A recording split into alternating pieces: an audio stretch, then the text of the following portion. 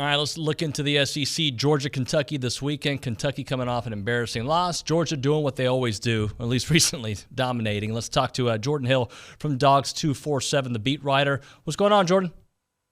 Hey, not much. It's actually kind of a rainy afternoon in Athens. So it beats the 30-degree weather we were treated to in Starkville, Mississippi. But yeah, hoping for better weather as the week goes on. Yeah, man. So I just want to ask you at this point in the season, I don't think anybody's surprised that Georgia's having a great year. Obviously, they're Georgia. They've been afforded that grace. But this good with so much turnover, was that expected?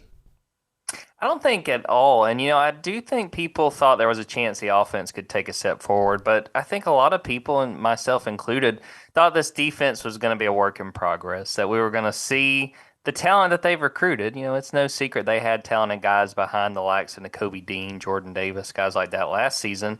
But then they come out in week one and only give up 3 points to Oregon. And so all of a sudden you're kind of adjusting your expectations.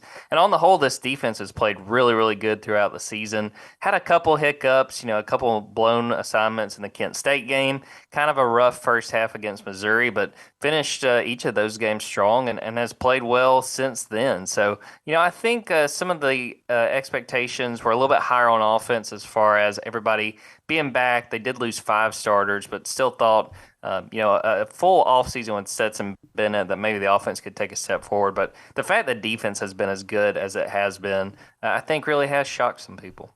How much credit should Stetson get this year? Because he was the brunt of all the jokes, or not the jokes, but the criticisms that their offense got. Yet this year, he's been in conversations for Heisman running on and off this entire year. Yeah, I mean, I think it's fair to give him a lot of credit because, the line last year was a lot of the time that Georgia won in spite of his offense and specifically in spite of Stetson Bennett. I think he's played really well. I think it's easy to lose sight of the fact they've played most of this season without A.D. Mitchell, who was going to be the number one receiver. He got hurt on the very first offensive play of the Sanford game in week 2. He's played all of 4 snaps since then. So you think about the fact Stetson spent this entire offseason working with all these receivers, but working with A.D. Mitchell with the expectation that was going to be his go-to guy as far as the wide receivers. They've done a good job of not really missing a beat without AD. Had guys step up and many different guys among the receivers since he got hurt.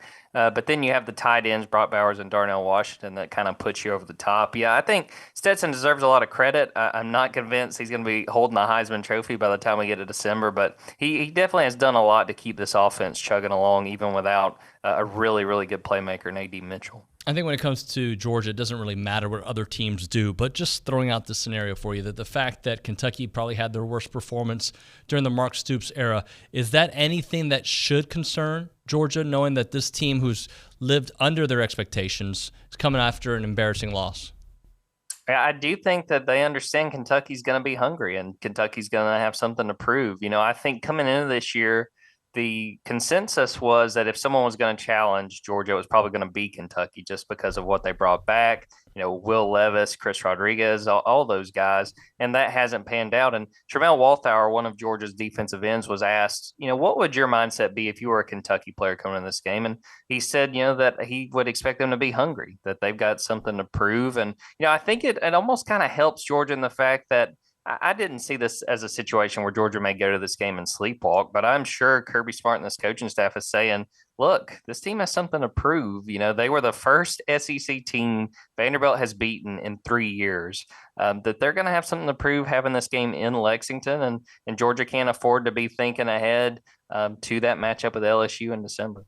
Jordan, interesting times that one SEC team could get into the college football playoffs, 2, maybe 3. Like, there's a lot of different scenarios out there. I don't think anybody really believes 3, but what happens if LSU were to beat Georgia? And Tennessee's got this incredible season. So I'll just ask you, what do you think's what's going to happen? How many SEC teams get into the college football playoffs? I think ultimately we see 2. I think it's Georgia and I think it's Tennessee, because I think that LSU is not going to be able to beat Georgia, though that would just throw a total wrench into the plans. But to me, it's going to be between Tennessee and the loser of Ohio State, Michigan. And I think if you're a Tennessee fan, you're probably rooting for Ohio State. because Michigan's non-conference this year was just abysmally bad. Their best win out of conference was UConn, and credit to Jim Mora and those guys, but you're not getting a whole lot of love if the best win you had out of conference was UConn. So I think unless that Ohio State Michigan game is like a 1, a 2, a 3 point game, I just feel like whoever loses that game is probably not getting in it. I think we're probably going to see the likes of Georgia, Ohio State, TCU, and probably Tennessee by the time we get into the playoff. Good insight there from Jordan Hill. Jordan, thank you, sir. Absolutely enjoyed it.